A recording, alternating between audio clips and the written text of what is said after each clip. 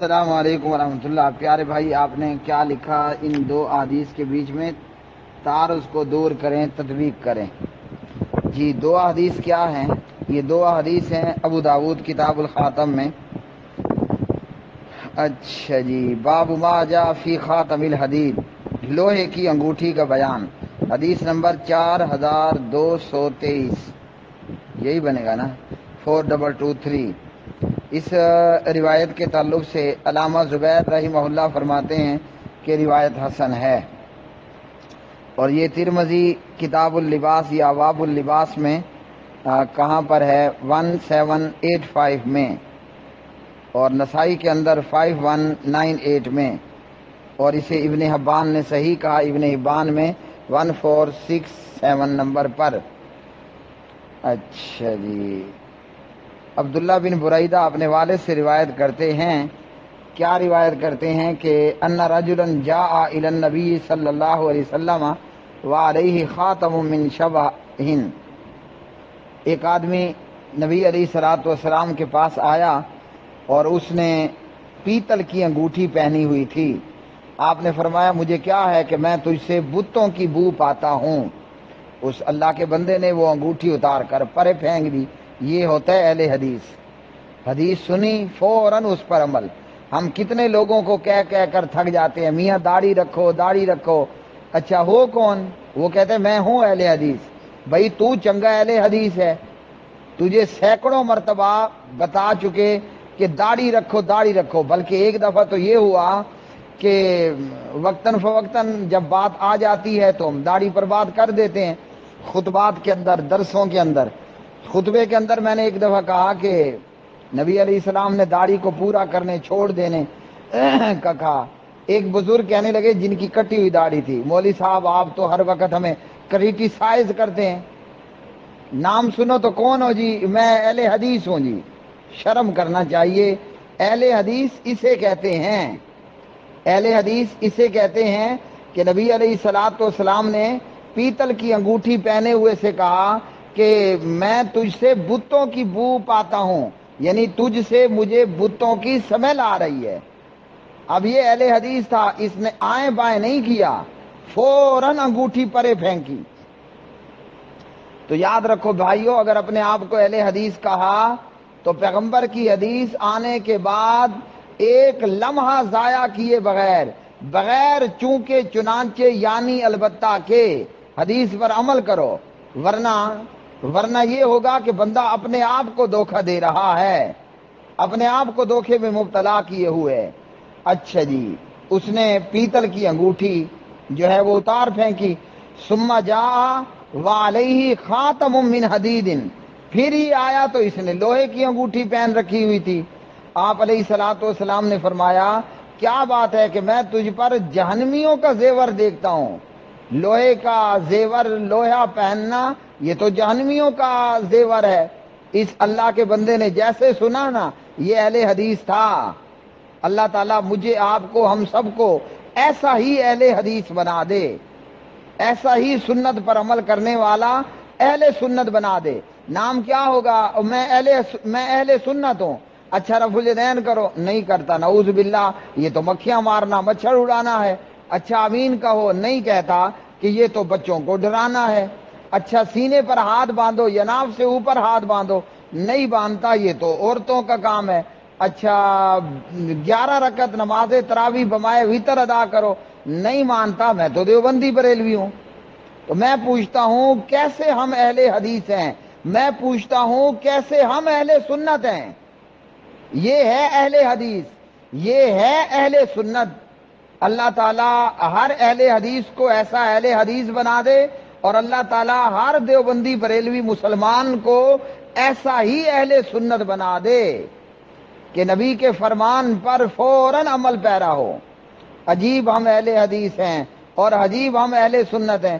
نام اہل حدیث داڑھی منڈوائے ہوئے ہوگا، نام اہل حدیث شلوار ٹخنوں سے نیچے کیے ہوئے ہوگا، نام اہل حدیث اور جناب اس کو رفع الیدین سے الرجی ہو رہی ہے، حالانکہ رفع الیدین نبی علیہ السلام کی ایک عظیم سنت ہے۔ اور نماز میں اونچی آواز سے، جہری نمازوں میں بلند آواز سے آمین کہنا، یہ تو نبی علیہ السلام کی کولی فیلی تقریری سنت ہے، تینوں سنتے اس میں آ گئی۔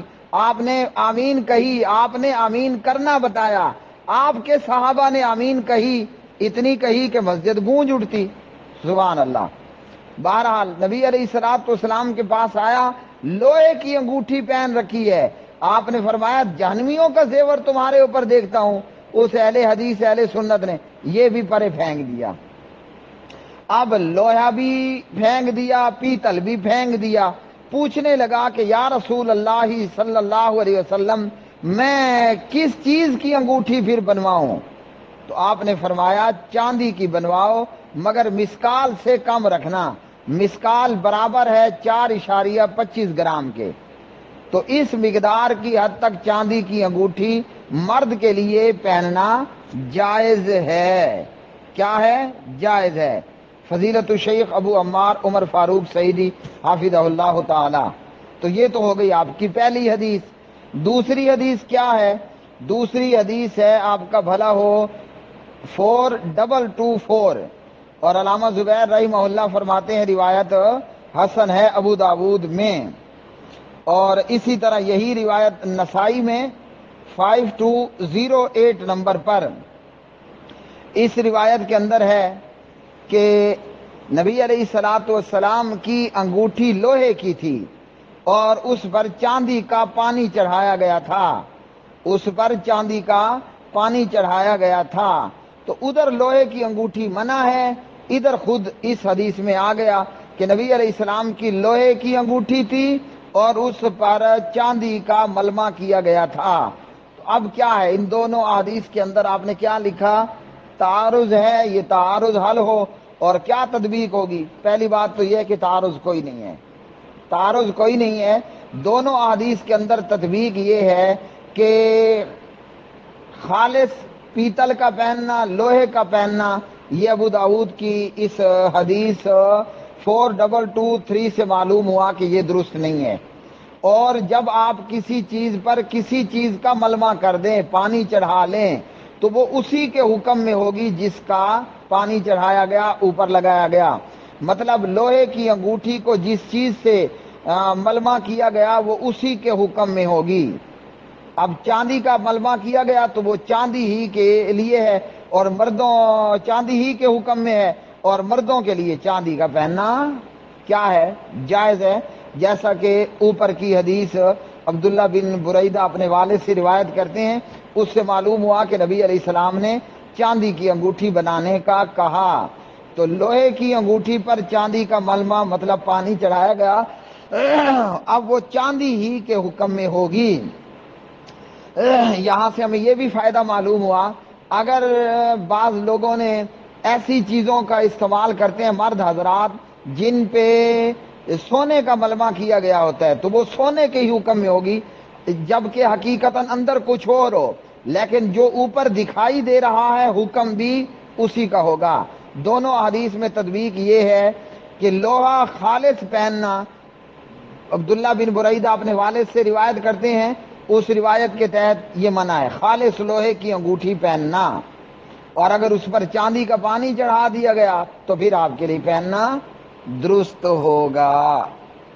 اللہ وحدہ لا شریک سے دعا ہے کہ اللہ تعالی ہمیں اس صحابی کی طرح اہل حدیث اور اہل سنت بننے کی توفیق عطا فرمائے کہ ہم حدیث سنیں اور ہم سنت کو پائیں تو اپنے امام کو چھوڑنا پڑے، امام کے قول کو چھوڑنا پڑے، باپ کو چھوڑنا پڑے، اپنے فرقے کو، اپنے مسلک کو چھوڑنا پڑے، دیر لگائے بغیر فوراً چھوڑیں اور لبیک و سعدیک کہہ کر نبی علیہ السلام کی سنت اور حدیث کو اختیار کر لیں۔